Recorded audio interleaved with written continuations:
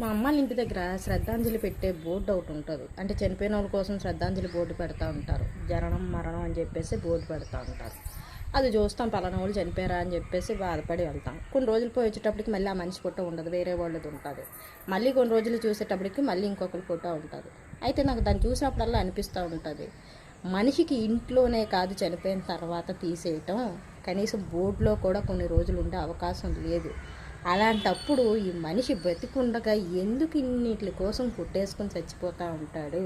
కనీసం నీకు శ్రద్ధాంజలి బోర్డుకి కూడా కొన్ని రోజులు ఉంచే అవకాశం ఉండట్లేదు, వెంటనే వేరే నెంబర్ రాగానే తీసి పడేస్తున్నారే.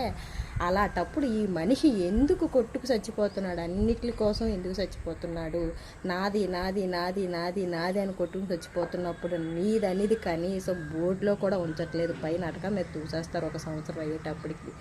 దానికోసం ఇన్ని ఆరాటాలు మనిషికి.